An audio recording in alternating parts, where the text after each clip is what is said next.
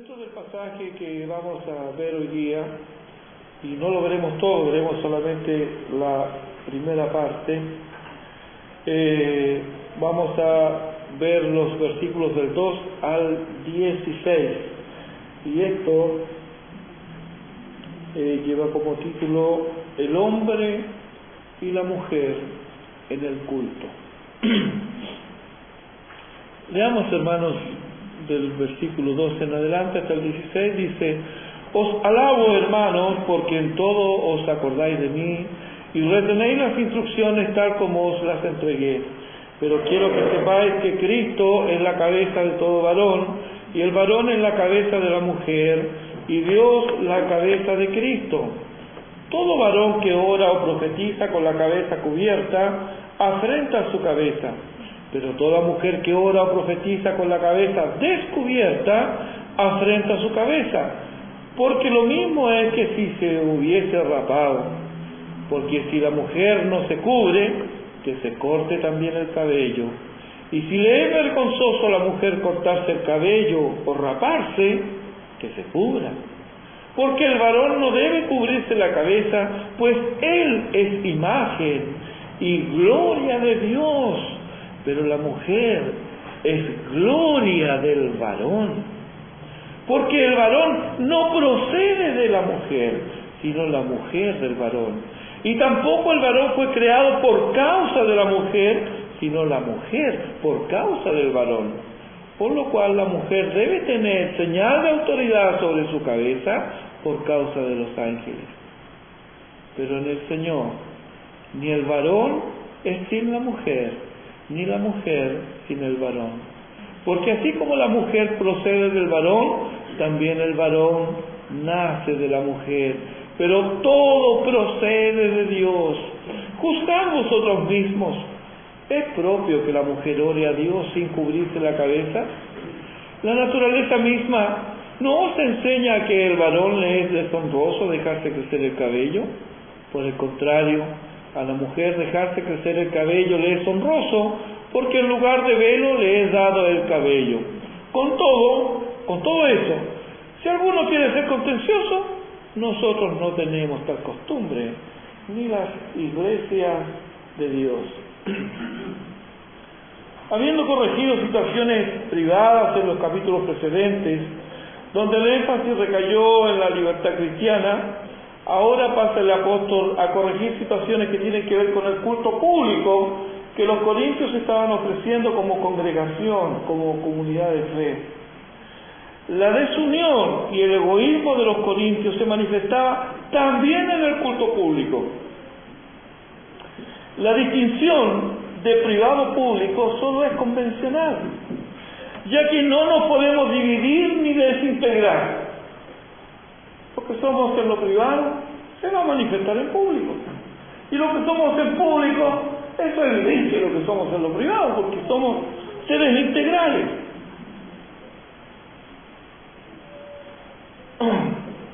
Una conducta contenciosa pública solo manifiesta la agitación interior incompatible con la verdadera piedad. En este capítulo y hasta el final del capítulo 14, el apóstol abordará tres temas. El primero es la insumisión de hombres y mujeres al orden establecido por Dios y al desafío a las costumbres. Ese es el primer tema, que lo vamos a dividir en dos. Otro tema son los malentendidos, usos y abusos en y de la cena del Señor. Ese es el otro tema que hay. Seguramente ahí vamos a hablar en 3 domingos de eso. Y culmina el último tema, que es extenso, desde el 12.1 hasta el 14.40, sobre la alta prioridad que le daba la iglesia de los corintios a los dones más públicos y llamativos o espectaculares. Eso el apóstol tiene que corregirlo, y le va a llevar una buena parte de esta epístola.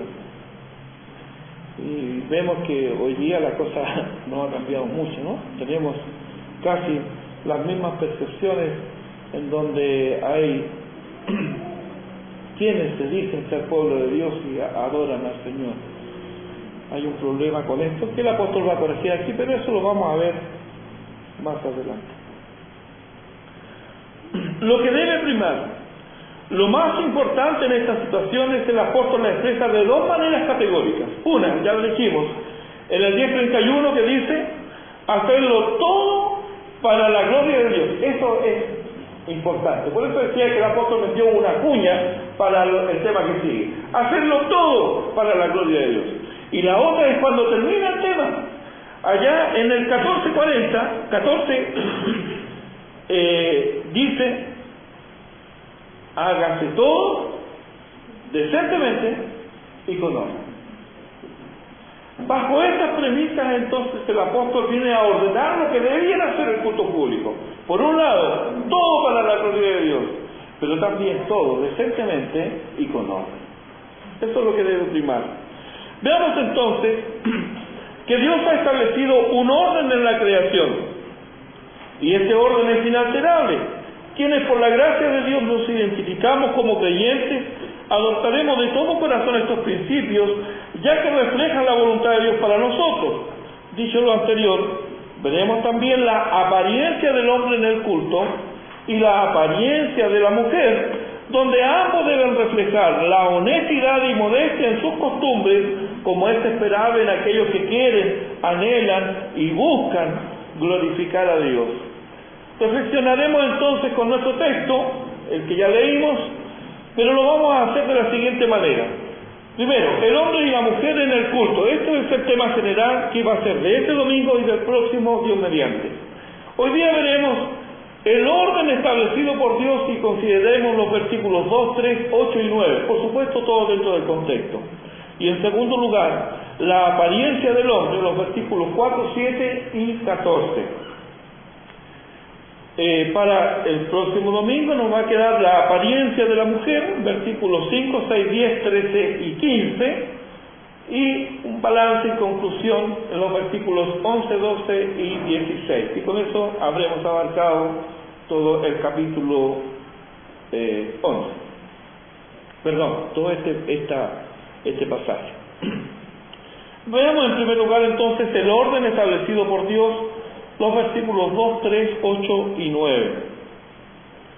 Comienza el apóstol alabando a los corintios porque en general se acordaban de él y sus enseñanzas. ¿Cierto? El apóstol les dice, os alabo hermano porque en todos os acordáis de mí. Ahora, esto no significaba que estaba todo bien. Obviamente los corintios se acordaban de cosas que Pablo les había dicho, pero habían cosas que corregir.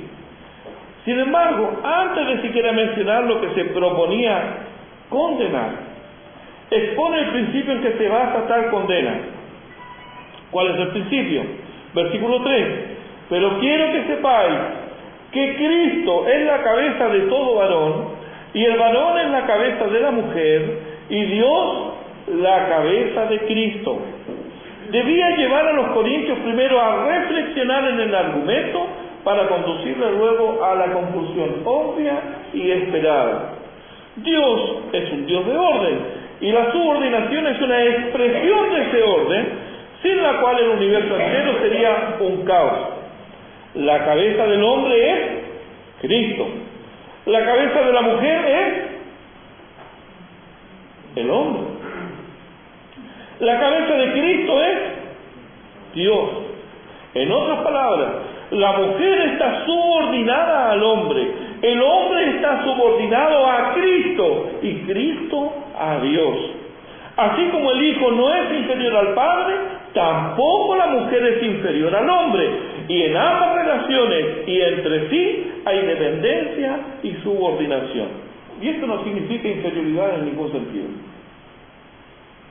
Pero vemos, la cabeza del hombre, Cristo. La cabeza de la mujer, el hombre. La cabeza de Cristo, la iglesia.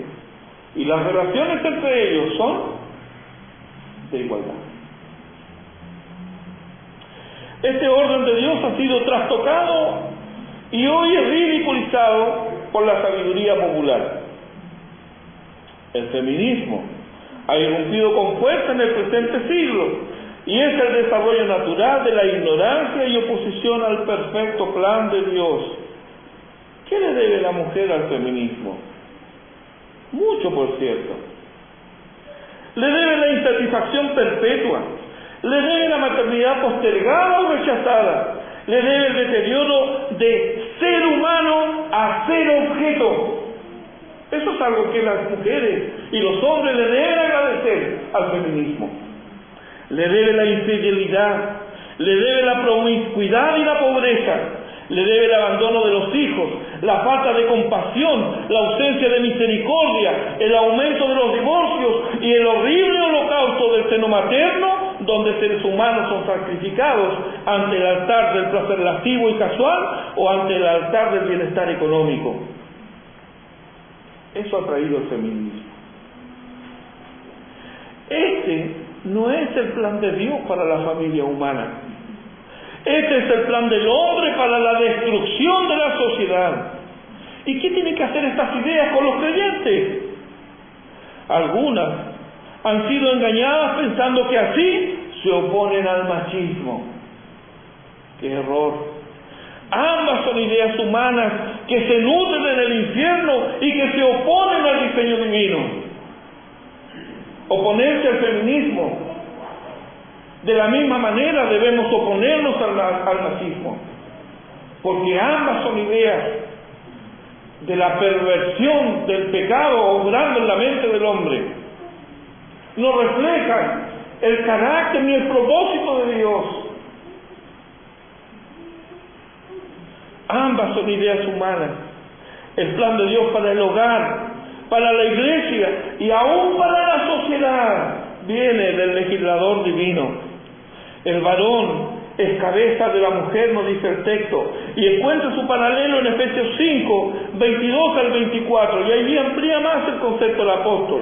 Efesios 5, 22 al 24 dice el apóstol: las casadas estén sujetas a sus propios maridos como al Señor, porque el marido es cabeza de la mujer, así como Cristo es cabeza de la iglesia, la cual es su cuerpo y Él es su Salvador. Así que como la iglesia está sujeta a Cristo, así también las casadas lo estén a sus maridos en todo. La relación esposo-esposa es semejante a la relación de Cristo con su iglesia. La esposa se somete al esposo, así como la iglesia se somete a Cristo. Versículo 8 dice de 1 Corintios 11: porque el varón no procede de la mujer, sino la mujer del varón. Son los argumentos que saca Pablo. El versículo 9: y tampoco el varón fue creado por causa de la mujer, sino la mujer por causa del varón. Así como Cristo no procede de la iglesia, el varón no procede de la mujer. La iglesia fue creada para Cristo y la mujer para el varón. Pablo deriva sus argumentos de la creación y puede hacerlo porque él cree que Génesis es palabra de Dios. Aquellos que sostienen que el relato de la creación en el Génesis es solo un relato mítico, hermanos, no tienen fundamento para el orden en la sociedad. Si Génesis es una idea para explicar algunas cosas, pero en realidad no ocurrió así, es todo parte de la mitología, hermanos, cerremos y vámonos para la casa. El cristianismo no tiene sentido ni propósito. En la creación, Adán fue creado primero y después Eva. Dios diferenció a la primera pareja humana y permanece así hasta hoy, revelando así cuál era su propósito y designio para los sexos. Hombre y mujer son iguales ante Dios, pero se le han asignado roles diferentes. La responsabilidad del hombre está principalmente en ser cabeza del hogar, y la esposa cumple el papel de amorosa colaboradora.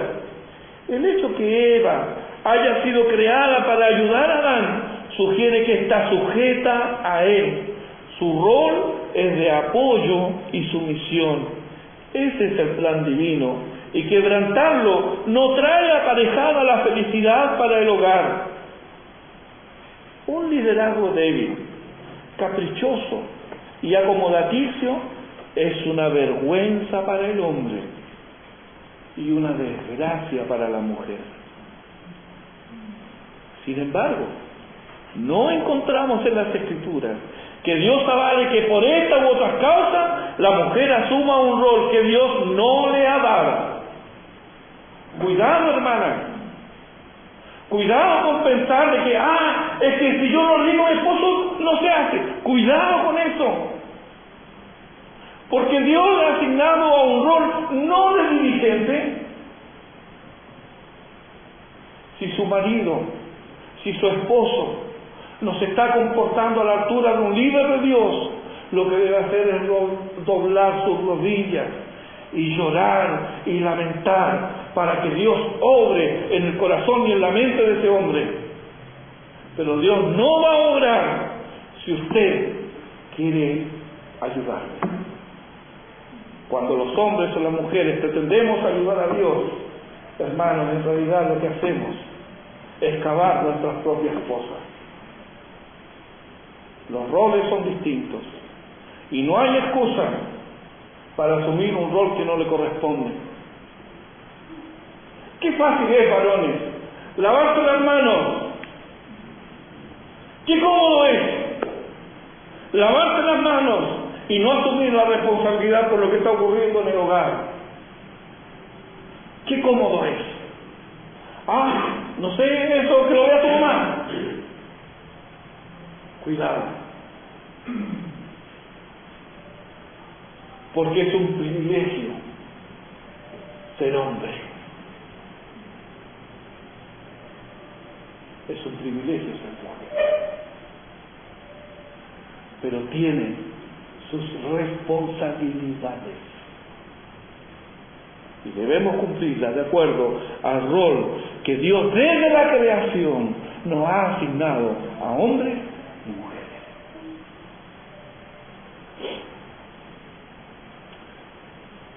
Cuando ello ocurre, cuando hay este intercambio de roles, el desconcierto al interior de la familia es evidente, donde los hijos, y esto es increíble, los hijos perpetúan aquellas prácticas que aborrecen en sus padres. ¿No se ha preguntado eso? ¿No se ha encontrado lamentando eso? ¿Por qué soy así? Mi mamá es así, yo no quiero ser así. Jeremías 17:9 dice que el corazón es engañoso. ¿Qué más dice? Que es perverso.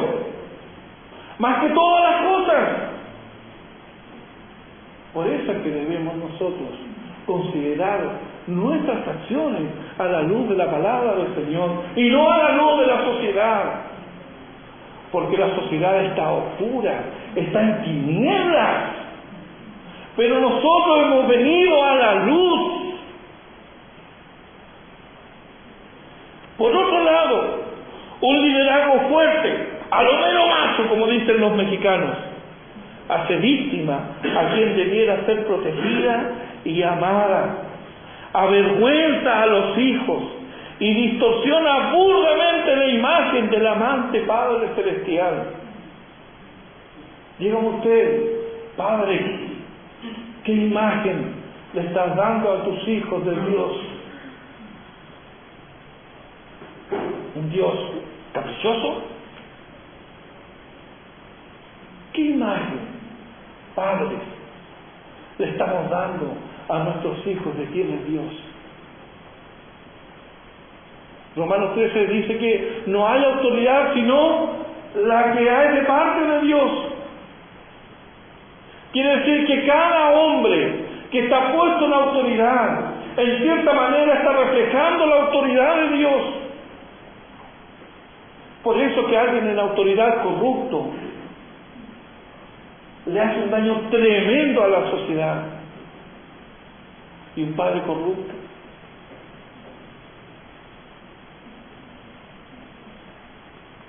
¿Tendrá Dios por inocente a quien entrega una imagen grotesca de su autoridad y guía amorosa? ¿Dejará sin castigo a quien no solo no entró, sino que hizo todo lo posible para que sus hijos no entren en la senda de la vida? Hermanos, ¿cuánto necesitamos revisar nuestras prácticas? Por un lado, la feminización de la sociedad ha hecho a los hombres débiles y quejumbrosos, pero por otro lado, la pérdida de distinción de sexos y la confusión de roles solo abona la anarquía y la desintegración de la sociedad. ¿Cuál es el remedio para esto? Volver a las Escrituras. Hombres, sean hombres, lideren sus hogares siendo ejemplos de piedad, sabiendo que Cristo es su cabeza. No hagas lo que Cristo no haría. Ama a tu esposa como Cristo ama a la iglesia. Considera que la iglesia no necesariamente corresponde al amor de su Señor. Sin embargo, el amor de Cristo por ella permanece inalterable. No busques la retribución a tus desvelos en esta tierra. Levanta tus ojos y mira a Cristo. Deja de lamentar tus circunstancias y lamentate de tus pecados. Busca guía en las Escrituras. No hay varón perfecto a menos que ponga tus ojos en Cristo. No ha existido hombre como Él, pero fíjate, se dice de Él que fue experimentado, ¿en qué? En quebrantos. No te rindas al pecado. Rinde cada día tu vida a Cristo, tu cabeza, y podrás por la gracia de Dios cumplir tu rol. Me marcó de muy niño cuando un día entré a la habitación de mi padre y él estaba de rodillas llorando. Yo como niño lo miré, no sabía qué era lo que le pasaba. Y lo escuché llorar.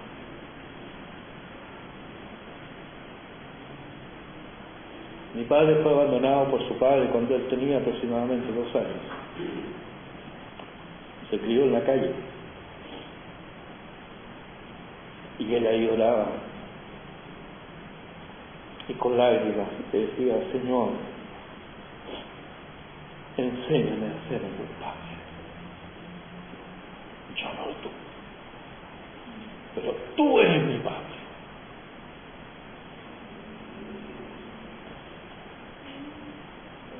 Sin duda alguna mi padre cometió muchos errores,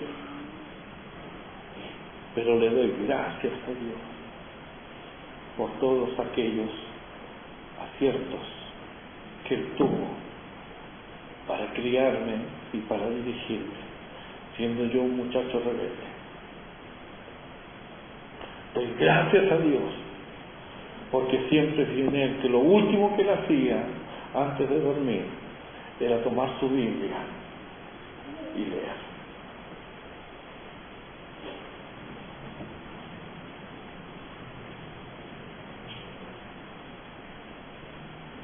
Mujeres, sean mujeres. Dios las ha llamado a ser femeninas. Amen y respeten a sus esposos. No divulguen sus faltas y lloren ante Dios por los pecados que observan en sí mismas y en sus cónyuges. Solo Dios es Dios, su esposo no lo es. Su palabra, la palabra del esposo, no es un oráculo divino. También se equivoca su esposo cuando él ignora las Escrituras. Por ello, sean diligentes en escudriñar el texto sagrado, y entonces serán la ayuda idónea que sus esposos necesitan y que el mundo admirará y por la que dará gloria a Dios un día. Va a llegar un día en que aquellos que no reconocieron al Señor, sin embargo, darán gloria a Dios. ¿Por qué? Porque verán la conducta de aquellas santas mujeres que hicieron la voluntad de Dios y glorificarán a Dios. Hagan callar los labios venenosos con buenas obras. Vístanse de justicia, misericordia y santidad, y no den ocasión al maligno. Guíen a sus hijos en pos del Señor, y no de las modas de este mundo. Ustedes, mujeres, son la gloria de sus esposos, y ellos son la imagen y gloria de Dios. Ambos traen gloria a Dios y dan gloria a Dios cuando se someten a su palabra. Estos son los fundamentos. Sobre esto descansa todo lo demás. Habiendo visto los fundamentos de lo que Pablo quiere transmitir, es decir, el orden establecido por Dios, veamos entonces en segundo lugar lo que el apóstol quiere corregir. Veamos los versículos 4, 7 y 14, y aquí vamos a hablar de la apariencia del hombre. El vestir es por lo general algo convencional, algo apropiado en una cultura puede ser ofensivo en otra, y si a eso agregamos el paso del tiempo, ciertamente encontramos que lo que un día era normal, hoy ya no lo es. Ejemplos muchos, por ejemplo, se me ocurre uno. Era normal que en el siglo XVIII o XVII los hombres usaran pelucas, ¿cierto? Unas pelucas empolvadas, blancas, era normal. Hoy día sería ridículo. Corinto era una ciudad cosmopolita. Allí había griegos, judíos, habían romanos y habían de otras nacionalidades. Todos paganos y con prácticas y vestimentas disímiles entre sí. Recordemos que cuando el Pablo le escribe a los corintios, de repente tenemos una idea extraña. Cuando Pablo le escribe a los corintios, le escribe a un grupito chiquitito dentro de la ciudad de Corinto. No le está escribiendo a la ciudad de Corinto, le está escribiendo a un grupúsculo. Eran contados, pero a ellos les escribe. ¿Qué harían? Griegos, romanos, judíos, de otras nacionalidades, y cada uno con sus atuendos. Con mi esposa nos veíamos un día, estuvimos en un centro, en un Walmart, era un supermercado, y vimos a un señor negro, ¿no? Pero él se notaba que no era americano, que él era africano. Y tenía una túnica, creo que era una túnica, y toda bordada, con colores dorados y rojos, todo entero. Entonces yo le miré y le dije a Tere, mira, yo creo que me vería bien también con eso. Esa era su ropa. Y en su país, sin duda alguna, era señal de distinción. Para mí, perdón, ridículo era. Pero cambia. Ahora imagínese él, esta era su ropa de distinción. Para mí no. Y ya pues llegamos a la casa del Señor. Ahora, ¿se imagina ahora? Nos cuesta imaginarlo porque todos nos vestimos más o menos iguales. No hay grandes diferencias entre uno y otro. Pero no era el caso de Corinto. Tenía griego, romano, judío y de otras nacionalidades. ¿Cuál sería entonces la ropa apropiada para los creyentes? ¿Debían seguir con sus atuendos de antes? ¿Con sus prácticas? ¿O había que cambiar? El versículo 4 nos dice que todo varón que ora o profetiza con la cabeza cubierta, afrenta su cabeza. Entendemos por el contexto que esto se hacía en el culto público. ¿Por qué el hombre no debía llevar nada sobre su cabeza? Hay por lo menos dos razones. Primero, porque debía mostrar su relación con el Salvador, ¿cierto? El versículo 3 nos dice que Cristo es la cabeza de todo varón. Y el versículo 7 dice, el varón no debe cubrirse la cabeza, pues Él es imagen y gloria de Dios. Y el segundo motivo es que debía demostrar su relación con su esposa. Versículo 3, el varón es cabeza de la mujer, y el versículo 7, la mujer es gloria del varón. Bueno, pero ¿qué tiene que ver esto? Ah, es sencillo. Es que la esposa en este contexto andaba cubierta. Y si el hombre era cabeza de la mujer, entonces él no se podía cubrir. Eso es todo. De acuerdo a las prácticas culturales, lo que Pablo quería era diferenciar los sexos. Las palabras que Pablo usa se corresponden a los escritos de un historiador y ensayista griego llamado Plutarco, quien vivió algunas décadas antes de Pablo y más o menos se dice que 60 kilómetros cerca de Corinto. Ahora 60 kilómetros para nosotros es cerca, en ese tiempo no era cerca, pero estaba bajo la influencia del mundo griego. ¿Y esto qué nos dice? Que los hombres griegos en sus prácticas religiosas se cubrían, igual que los romanos, y los judíos hasta el día de hoy se cubren. ¿Sabían ustedes eso, verdad? ¿Que los judíos se cubren? Se cubren. ¿Por qué se cubren? Por una interpretación errónea que basan en el pasaje de Moisés y el velo. Moisés no se puso el velo por la gloria de Dios. Él se puso el velo para que los demás, sus semejantes, no fueran, ¿cierto?, de alguna manera dañados por el resplandor que él tenía de la gloria de Dios. Una cosa muy distinta. Pero ellos se lo ponen por la gloria de Dios, dicen. Bueno, es una interpretación errónea. Esta práctica de cubrirse entonces había llegado a la sociedad corintia, que a propósito Corinto era una colonia romana. Fue refundada por Julio César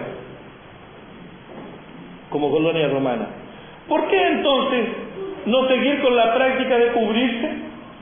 Porque había el problema de que no habría diferenciación de sexos, ya que eran las mujeres las que en esa sociedad, haciendo gala de pudor y recato, se cubrían. Y hasta el día de hoy, en algunas sociedades en el Oriente, la mujer se cubre. Hay diversas maneras de cubrirse. Van desde, por ejemplo, las turcas, que son como un poco más liberales, solamente usan un velo que toma parte de su cabello, al extremo de Afganistán, donde se ha impuesto el burka, que es toda una cosa que las cubre desde la mollera hasta la planta de los pies, y solamente tienen como una rejilla con la cual ellos pueden ver, pero ese es el velo para ellos. En el caso de los creyentes y ellos, en Corinto, los varones creyentes seguían la misma costumbre, o sea, de los griegos, los romanos y los judíos que se cubrían, no mostrarían la separación que debía haber en la práctica cultica entre cristianos y paganos. Los griegos, los romanos y los judíos en su práctica religiosa se cubrían. Los cristianos no debían hacerlo. La apariencia del hombre entonces era importante, ya que al llegar un pagano vería inmediatamente la diferencia. También estaba el hecho que el varón debía llevar el pelo más corto que la mujer. Versículo 14. La naturaleza misma nos enseña que al varón le es deshonroso dejarse crecer el cabello. En los días de Pablo, el cabello largo en el hombre se asociaba con ser afeminado. El escritor romano Juvenal, casi contemporáneo del apóstol, lo ridiculizó. Él escribe unas sátiras que son muy graciosas, y ahí ridiculiza él el pelo largo en los hombres. Y Epícteto, un filósofo griego pagano, escribía de la necesidad de diferenciar los sexos. Mire, estos son contemporáneos de Pablo. Él escribe: por tanto, dice, debemos preservar las señales que Dios nos ha dado. Por supuesto, él no se refiere al Dios revelado, pero el entendimiento que él tiene, dice, debemos preservar las señales que Dios nos ha dado, no debemos echarlas a la basura. Hasta donde dependa de nosotros, no debemos confundir los sexos que se diferencian de este modo. Judíos, romanos y griegos usaban el pelo corto, y quien se lo dejaba crecer, a no ser por voto religioso o duelo, era mirado por sospecha. Hoy día el pelo largo en el varón ya casi no se asocia con el afeminamiento. Más bien, a partir de la década del 60 del siglo pasado, se comenzó a asociar ¿con qué? Con la rebeldía. Ningún varón creyente debería ser asociado por su apariencia como afeminado o rebelde. La apariencia personal es importante, no al punto que es lo más importante, ya que a Dios no le engañan las exterioridades, sino porque debemos dar un testimonio claro del designio y propósito de Dios en los sexos, los cuales Él separó, y por lo mismo esa distinción debe permanecer más allá de toda duda. Por esta misma razón, el afeminado o amanerado tampoco agrada al Señor. Sus maneras suaves y delicadas poco tienen que ver con el designio de Dios de lo varonil. Dicho lo anterior, debo aclarar un término que en la Reina Valera del 60 ha sido traducida como afeminado. Vamos a 1 Corintios capítulo 6, versículo 9. Dice allí: ¿no sabéis que los injustos no heredarán el reino de Dios? No erréis, ni los fornicarios, ni los idólatras, ni los adúlteros, ni los afeminados, ni los que se echan con varones. Luego la última parte del versículo 10, ¿qué pasa con ellos? Ninguno de ellos heredarán el reino de Dios. Los dos últimos términos del versículo 9, que han sido traducidos como afeminados y los que se echan son varones, ambos términos hacen referencia a la práctica homosexual. Ambos términos. Por eso no es lo mismo el afeminado de la Reina Valera que el afeminado que se usa en la sociedad. No es lo mismo. No es lo mismo.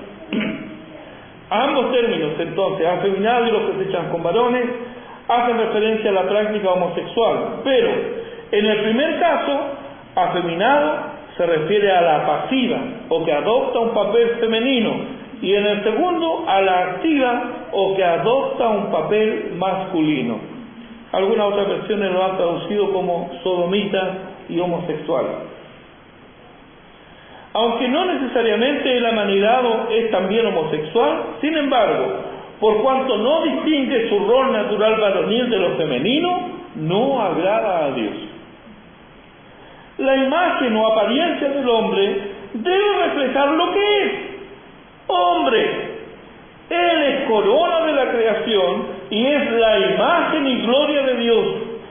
Todo lo que denigre, degrade, rebaje, oscurezca o anule su verdadera apariencia, la imagen y gloria de Dios, debe ser rechazado.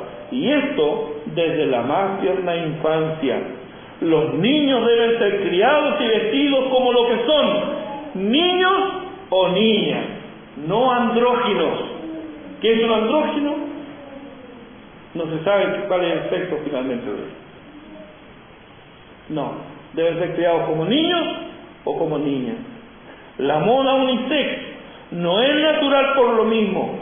Se pierde la distinción que Dios ha establecido. Génesis 1:27 atestigua para siempre contra quienes pretenden ir contra natura. Dice allí: y creó Dios al hombre a su imagen, a imagen de Dios los creó, varón y hembra los creó, varón y hembra, hombre y mujer, así fueron creados y así permanecen a pesar de los intentos de antes y ahora por borrar esa distinción. Así que, a fin de dar gloria a Dios, los varones no deben usar nada que distorsione su apariencia, ni deben tener actitudes propias del sexo femenino.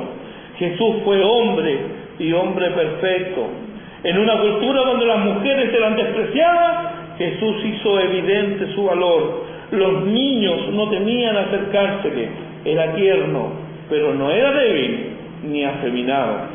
Los hombres lo admiraban porque su porte y palabra mostraban un hombre de verdad, en quien se desplegaba con holgura la misericordia y la compasión. Ser hombre no significa ser inmisericordia.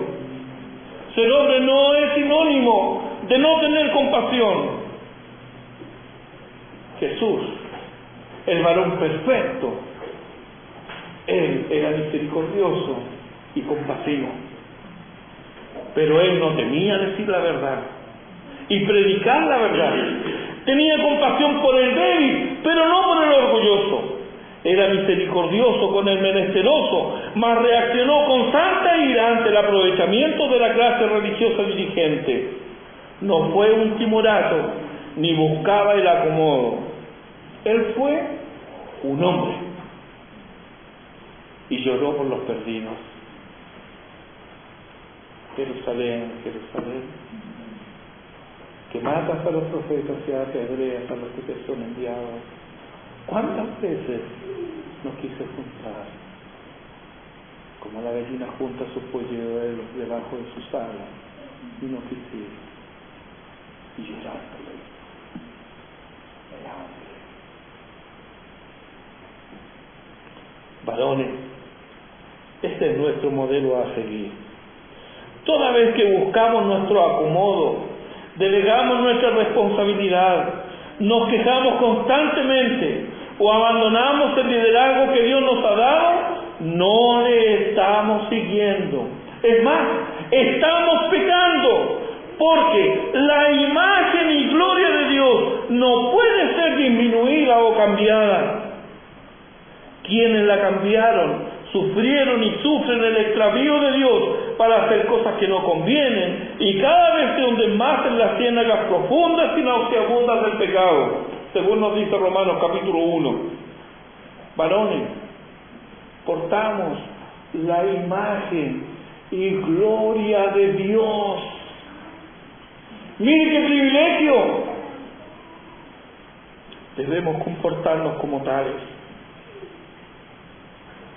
Varones, no debemos olvidar que nuestra cabeza es Cristo. A Él debemos seguir y obedecer. Él es nuestro Señor, no nuestras esposas. El que tu esposa sea creyente es una bendición. No lo conviertas en una maldición, siguiendo irreflexivamente sus designios y deseos. Recuerda que tanto tu corazón como el de ella es engañoso y perverso. Escúchala, pero lleva sus quejas y deseos a tu Señor. Tú eres la cabeza del hogar. Y según leemos en 1 Corintios 11:7, la cabeza de la mujer. Por lo tanto, no te guíes por sus palabras, guíate por la palabra de Dios. Esto no significa que debes despreciarla, porque Dios te manda a amarla. Además, que nos dice el versículo 11, en el Señor, ni el varón es sin la mujer, ni la mujer sin el varón. La tarea y responsabilidad del hombre es enorme, y esto ya era así antes de la caída. Pero no hay excusa para ser menos que un hombre, porque nunca seremos más que hombres. Dios nos hizo así. ¿No sabes cómo ser hombre? Mira a Cristo. Te sorprenderá su virilidad y ternura, su fortaleza y compasión, su amor y misericordia. Tal vez puedas imitar algunos rasgos de su carácter, pero hay algo que no podrás imitar: su vida. Él tiene vida eterna. Él es la fuente de la vida eterna, y Él puede dar vida eterna a cuantos se allegan a Él. Juan 17:3 dice: y esta es la vida eterna, que te conozcan a ti, el único Dios verdadero, y a Jesucristo a quien has enviado. Tu vida, tu familia, tu matrimonio se verán afectados por la presencia del pecado. De la misma manera, tu vida, tu familia, tu matrimonio se verán afectados por la presencia de Cristo. Porque donde Cristo llega, el pecado huye. Es que la luz hace retroceder las tinieblas. Te pregunto, ¿conoces a Cristo? Si realmente le has conocido, es porque sigues sus pasos. No te engañes pensando que conoces a Cristo y que tú mismo eres el director de tu vida. No puede ser eso. Si conoces a Cristo, quien dirige tu vida es Él. Él es el director de tu vida. Si Él no es el Señor de tu vida, entonces, querido mío, Él será un día tu juez. No querrás estar ahí. Ven a Cristo. Ríndete a Él. Arrepiéntete de tus pecados y pon tu confianza en Cristo. Él es digno de tu confianza porque Él es un hombre de verdad y puede ser tu Salvador. Jamás te defraudará. El que a mí viene no le echo fuera, lo y no miente, porque es el hombre perfecto y porque